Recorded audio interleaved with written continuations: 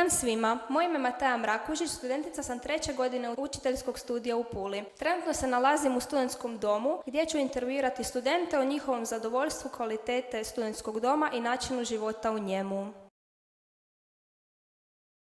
Jako dobra kvaliteta i udobnost, jako sam zadovoljna. Iskreno mislim da nisam pogriješila sa izborom da živim u studentskom domu. Jako mi se sviđa komfornost sobe, veličina, to što možemo imati cimere. Zaista evo super, s obzirom na cijene stanova u Puli. S obzirom da je zgrada nova, nema nekakvih problema, udobnost je super, preko zime je toplo, preko ljeta radi klima i topla je voda. Sobe su lijepo uređene, ali je mana što ima premalo prostora za 2 osobe. Imamo odlične sobe, krevete, imamo puno prostora i ne moramo dijeliti nikakve kupaone i tuševe sa drugima, osim sa svojim cimerima. Uvjeti su nam izvanredni, možemo reći da je ovo luksuz za studente, sve najbolje. Daje nam dosta prostora, počevši od soba do male kuhinje, sve u svemu vrlo ugodno. Kvaliteta je odlična, ima prostora za meni i cimera. Sviđa mi se, lijepo je sve namješteno kako treba. Meni je u studentskom domu super, smatram da su sobe odlično napravljene za 2 osobe, sviđa mi se kako su namješteni. Zadovoljna sam kvalitetom u domu, živim u zajednici. Snalazim se odlično jer sam imala priliku oba puta biti sa prijateljicama koje poznajem. Što više, čak mi je drago da imam nekoga uz sebe ko mi može praviti uvijek društvo i dobar je izbor jer ti uvijek neko može pomoći. Cimerica mi je super ove godine, tako da sam i sa time zadovoljna. Sa cimerom nemam problema, s njim je savršeno živjeti. Sa cimericom i u sobi odlično, slažemo se, komuniciramo svakodnevno što mi je bitno.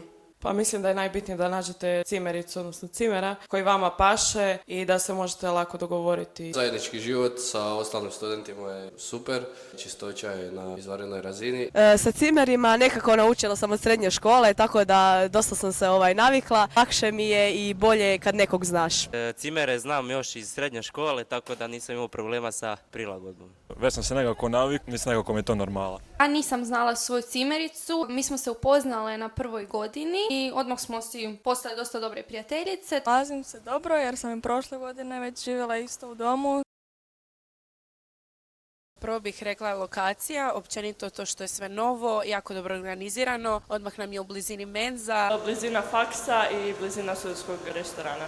Blizu je centar, nema velike potrebe da imate auto ili nešto jer je blizu pješke. Poznavanje ljudi iz različitih dijelova Hrvatske. Nije samo fokus na učenju, već na upoznavanju i druženju. Društvene prostorije, teretane, također večeraj. Vrlo je sve dostupno, nije previše troškova. TV, teretana, grijanje. Jako lijepo izgrađeno, tako to dvorište i to sve gdje se svi možemo kupiti, družiti. Nalazi se blizu mojeg faksa.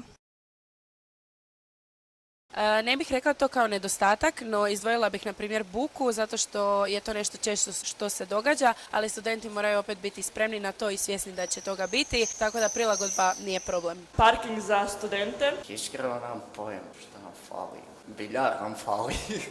Neurednost studenata s kojima dijelimo kuhinju. Manjak broj usisavača, metla, slično tome. Mala kuhinja i nedostatak nekih kuhinskih aparata kao što su na primjer pečnica i mikrovalna. Da poboljšaju klimu. WC može biti malo veći. Ne bih rekao da ima nekih nedostataka, tako da. Navela bi možda da bi se trebali svi malo više družiti. Kuhinja je uvijek zmazana, često je buka u domu. Smiješan toliko ne, ali jako dragi i zanimljiv je da jako puno prijatelja upoznajem živeći u studentskom domu i da bi ga preporučila svakome. Kada sam bila lažno optužena za krađu svog mobitela, pa je policija u nedjelju u 9 ujutro uletila u moju sobu u domu i probudila i mene i cimericu. Pa jednom smo mi zapali u liftu, ali vrlo kratko, tako da evo, to je jedino. Donijeli smo stol u zajednicu, onaj šank.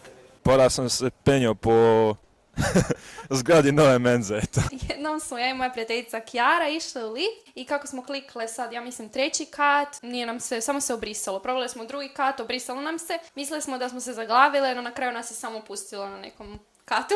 Imali smo cimerica ja 2 mjeseca ribice u domu koje smo onda skrivali kad je dolazila kontrola. Zahvaljujemo se svim studentima koji su s nama podijelili svoje iskustva življenja u studentskom domu Pula i drago mi je čuti da su većina mišljenja pozitivna, te svima preporučamo život u studentskom domu u Puli.